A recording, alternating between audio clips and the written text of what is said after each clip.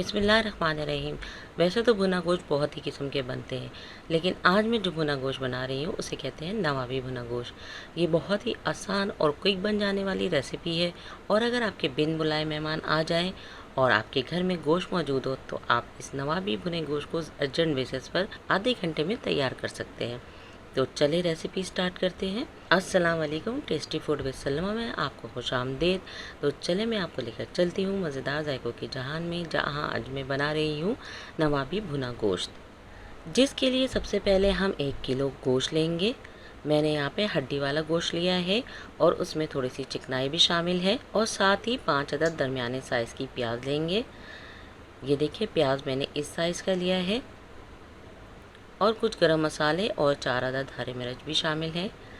फिर हम एक बर्तन में आधा कप यानी 125 ml तेल डाल देंगे। 125 ml तेल मैंने इसलिए डाला है कि मैंने जो गोश्त लिया है इसमें चिकनाई है, इसलिए आप तेल अपने हिसाब से बढ़ा भी सकते हैं। अब इसमें मैंने 3 तेज़पात के टुकड़े और 1/4 दालचीनी का टुकड़ा और 4 अदद हरी मिर्चें, 4 अदद लौंग डालकर इसे हम सौते कर लेंगे। अभी आंच मैंने धीमी रखी है।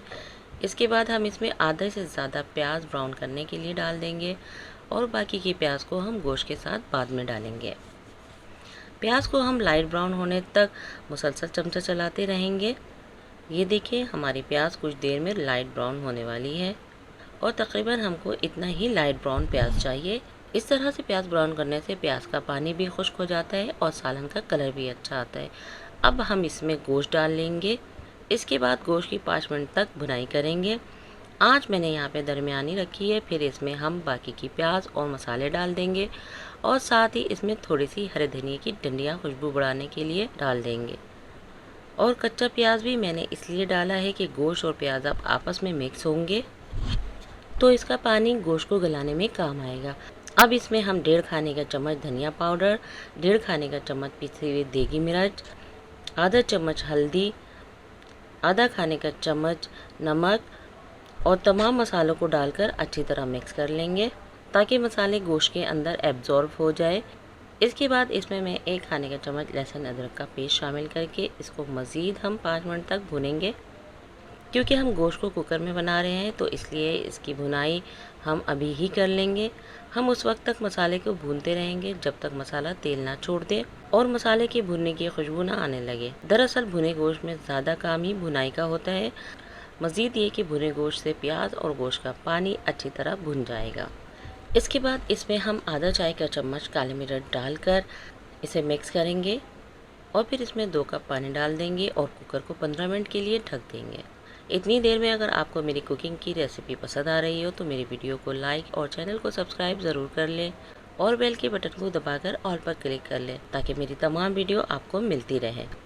तो जनाब 15 मिनट गुजर चुके हैं और हमने यहाँ अब कुकर को उतार कर रख दिया है। सीटी अभी हमने नहीं हटाई है, जब तक हम भुने गोश्त में डालने के लिए एक ख़ास मसाला भूनेंगे, जिसके लिए हमने एक पैन चूल्हे पर रखा है जिसमें हम 1 खाने का चम्मच नमक, 20 अदद काली मिर्च और 7 अदद बड़ी इलायची डालेंगे, और आधे चाय का चम्मच साबित ज़ीरा डालकर इसे अच्छी तरह रोस्ट कर लेंगे।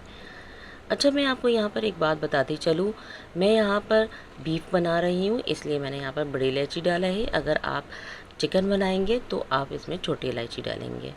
अब मैं इन मसालों को ग्राइंड कर लूँगी। इसके बाद हम अपने कुकर की तरफ आते हैं। तो ये देखिए हमारा गोश्त कितना टेंडर और जूसी हो गया है।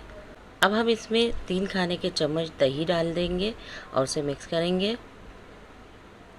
फिर इसमें 2 खाने के चम्मच केवड़े का पानी शामिल कर लेंगे। भूनने की वजह से केवड़े की सारी खुशबू तो किसी परिंदे की तरह उड़ जाएगी, मगर इसका जो एक ख़ास किस्म का एसेंस है वो ज़रूर इसमें बाकी रह जाएगा। ये भुना गोश्त एक ख़ास नवाबी स्टाइल का भुना गोश्त है। इसमें दही और मसाले जात होते हैं, और इसको अगर पंजाबी स्टाइल में बनाना हो तो इसमें दही की जगह पर टमाटर डाल दिया जाता है।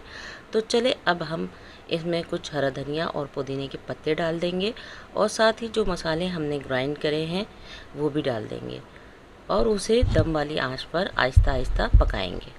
ये देखिए हमारा नवाबी भुना गोश्त तैयार हो गया है। अब इसे हम एक डिश में निकालेंगे। यकीन जाने मेरे पूरे किचन में इसकी खुशबू फैल चुकी है, और जितना अच्छा ये लुक वाइज है इतना ही ज़्यादा अच्छा और मज़ेदार और लाजवाब इसका जायका है। आप इसे ज़रूर ट्राई करें। अच्छा, अब इजाज़त दें, खाएँ पिएँ और मज़े करें। अपना और अपनों का ख्याल रखें और मुझे दुआओं में याद रखें। अस्सलाम वालेकुम।